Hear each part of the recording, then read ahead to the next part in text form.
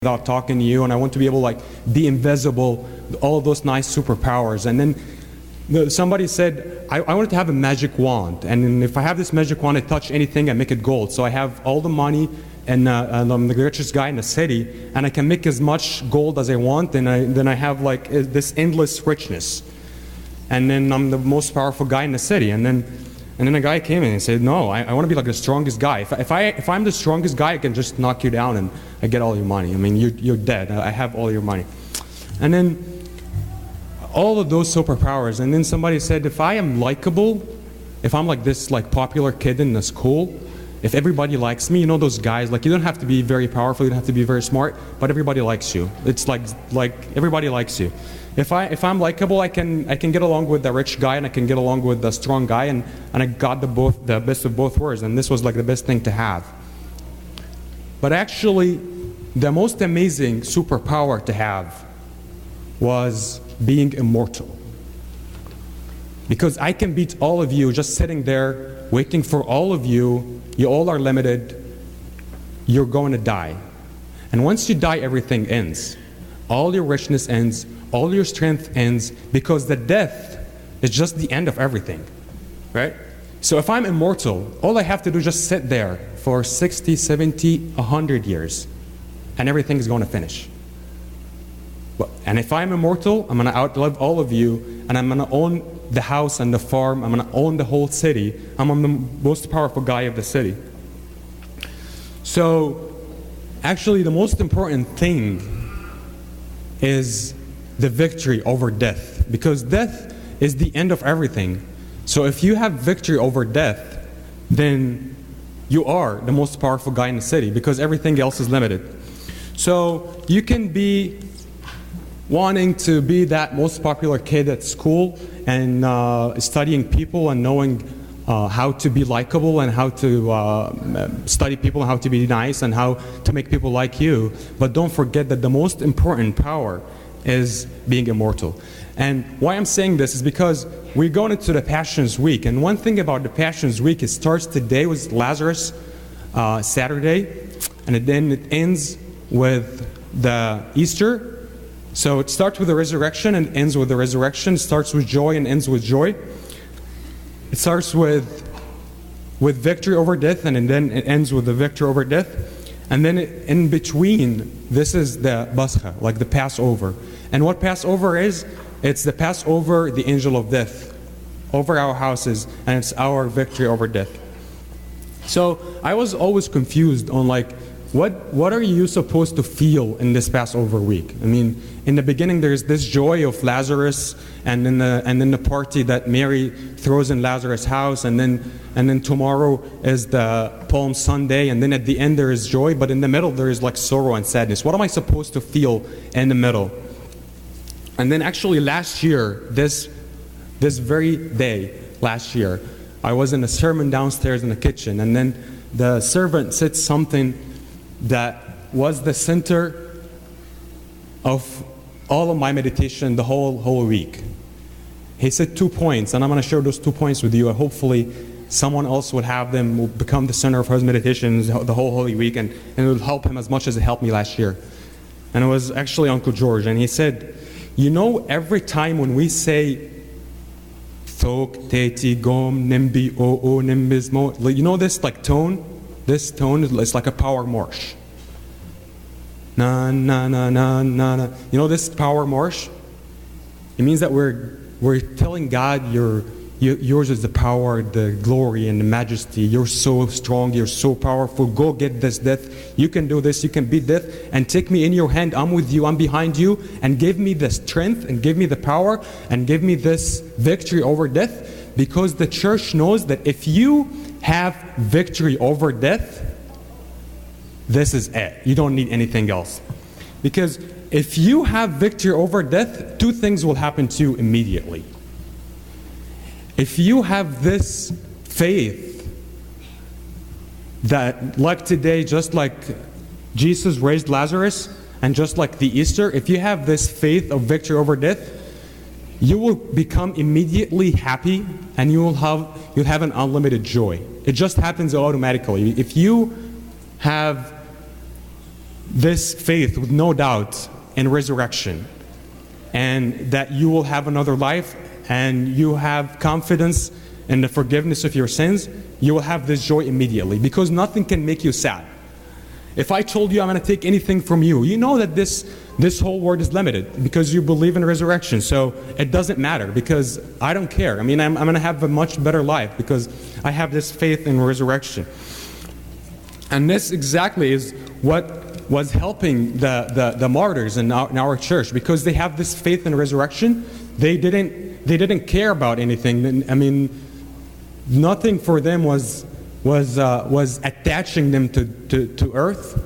So when time came for them to die, it didn't matter to them. There's this story about the martyrs, and then it was in the city, and then in the city 3 people left the city and they went to the farm, and then they worked in the farm the whole day, and then by the time they came back from the farm, the Romans came and they killed everybody. It's a true story. They killed everybody. And then they come back from the farm and then they say, hey, what's happened? They say, okay, we had orders to kill all the Christians here. And then they say, how about us? We're Christians too. I mean, why don't you kill us? They say, no, I'm sorry. I mean, we're so tired. We killed everybody. I mean, our hands are tired. We can't kill you. Even if we want to, we can't kill you. They said, no, please kill us. We want to die too. We want to go to heaven. This is how much they believed in resurrection, okay? We want to die too. We want to go to heaven. And then they said, you know what? Even if we are not tired and wanted to kill you, our swords are dull. We can't kill you even if we want to. So they said, okay, your swords are dull? Here's my axe. Take the axe and kill me. That I came from the... This is how much death was no worry for them. And if you think about it, I mean, we had this in a Sunday school before in a lesson. The one thing that scares the people, the one thing that scares anybody, whether you know it or not, it's death. I mean, we had this, we shared everybody, what scares you the most, okay? Everybody has, like somebody said, what scares me the most is failure. And we were like, really? So if I told you that you have one of 2 options now, either fail an exam, or I'm going to put a gun in your face and kill you right now, which one would you choose? The one thing that scares you the most is failure. If I give you the choice between death and anything else, you choose this, anything else. No matter, and we see it every day. You see people going through like brutal treatments, like chemotherapy and stuff that's very hard to go through. And he told him, why are you taking this bad drug? I mean, it's very bad. Why do you take it? He said, because if I didn't take it, I will die. So I would choose anything else to take me of death. Okay? So the one thing that scares us all, and the one fact, that the easiest question I can ask all of you right now, if somebody came into church and he said, raise your hand if you will die. That's the easiest question, right? Because this is the one fact of life. I mean, we all know we're going to die. We all fear death. So the thing about Christianity is that it gives us this victory over death throughout the day and the Easter and in between in the Passions Week and the Passover of the angel of death. So if death doesn't scare you, there's this story about people, a group of people who were in a boat, and then the boat was sinking and it was very heavy, and then they said, here's what we're going to do. We're going to do a lottery. It was like a big boat and they're sinking, and then there's like very, very few rescue boats. And if you win in the lottery, you want to get one of those rescue boats, and then you're saved. If you don't win, hard luck, because we only have limited rescue boats. And then there was a very, very rich man, and like very rich. And then he lost in the lottery. And then he said, okay, so what am I going to do right now? He said, we're sorry, we can't do anything. And then a poor Christian came to him and he said, you know what? You're very scared from death. You take my turn, because I won the lottery and then I can get my rescue boat, but you take my turn. And he said, what are you doing right now? I mean, you're not feared? You're not worried about death? He said, death doesn't scare me. Death does not scare me. Take the boat, save your life. My advice to you, when you face death next time, you be ready like I'm ready right now. So the two things that can happen to you if you have this faith in resurrection is that you will be very happy and nothing can make you sad because you know that everything is temporal. And the other thing is nothing scares you because you already conquered the biggest fear in life, which is death. So nothing else can scare you. So this is the first thought of like going through the Basha with this tone of the power march of Thok, Teti, Gom, like you have the power, the glory, the majesty over death. Go get death. Go have victory over death and take me with you and give me this victory. And this was a very nice thing that helped me last year.